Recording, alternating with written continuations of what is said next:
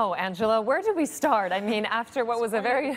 Quite a 24 hours. It has been indeed, and what it was a divisive election and then a divisive press conference we just viewed. I was a bit surprised to hear President Trump refer to Nancy Pelosi and say it could be a beautiful bipartisan relationship regarding the divided Congress. Do you think it will be?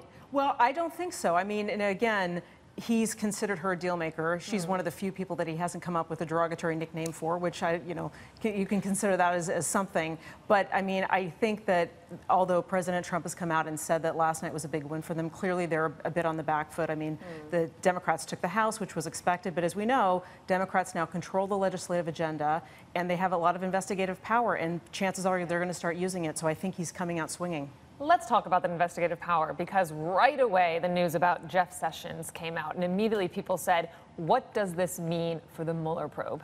Yeah, well, I mean, so in the immediate term, of course, there's Matthew Whitaker that's going to take over Department of Justice, and then President Trump has not yet announced necessarily who's going to be putting in after that. But, it remains to be seen. I mean, clearly the Mueller probe, all eyes are on if the next person that comes in is going to change that in any way. I don't think the Democrats will sit still for that for a minute. They now run about a half dozen committees within the House that have investigative powers of their own. They can subpoena, force people to testify. So I don't think, while I think the Democrats are talking a lot about not pushing investigations and really trying to come up with some proactive, pro-American agenda for the citizenry, I think that if the Mueller probe starts getting squashed, they're going to come out swinging as well. Angela, walk us through what do you think is going to happen next year, because you're talking about the fact that what we know, which is that this is going to be a couple of years of hearings, to say the least. But in terms of that Republican leadership on the Hill, I mean, the president's comments there are basically saying that he had retired Jeff Flake. I mean, just like a horse. He's not going to be making many friends within the Republican leadership as well. So how helpful do you think that they're really going to be there? I think, there was a question, it's a great question. When he first came to power, there was the issue of, is this really the Republican, is this really the party of Trump, or is it not? I think that it is. I mean, the Republicans have not stood up to anything he's done really on the legislative agenda.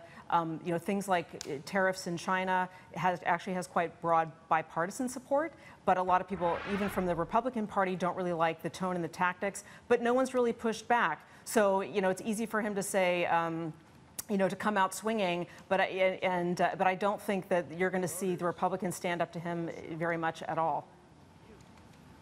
And from the results that we saw yesterday, Nancy and I talked a lot about this. We were talking about the fact that the 9 lives of Mitt Romney, he's back in the race, so to speak, coming on board for the Senate from Utah. But the question is, of course, who are going to be the next leaders here? Were there any standouts that you saw, whether they be Democrats or Republicans? Because we were talking about the race has begun for 2 years from now, and certainly for the next 6 years from now. Who are going to be the standouts? Who are we going to be watching? Yeah, I think that's a great question. I mean, clearly the 2020 election started, this morning. Everyone's starting to think about that right now. Yeah, I think the names that are going to come up that are newer are more on the Democratic side. So the average age in the House is 57 right now. The average age in the Senate is 61. And as you know, we had a House rep from New York, from the Bronx, who's 29 years old, who got elected, the youngest member of the House. So there's a lot, if nothing else, this midterm election has brought forth a lot of new fresh faces, a lot of people of color, non-whites, a lot of diverse backgrounds. So there's a lot that I think coming up through the ranks that we don't even know so much about yet. Hey everybody, it's Hadley Gamble from our new CNBC Middle East Bureau in Abu Dhabi. Thanks for stopping by. Now to watch more, you can try one of the videos that just popped up on your screen. And don't forget to subscribe.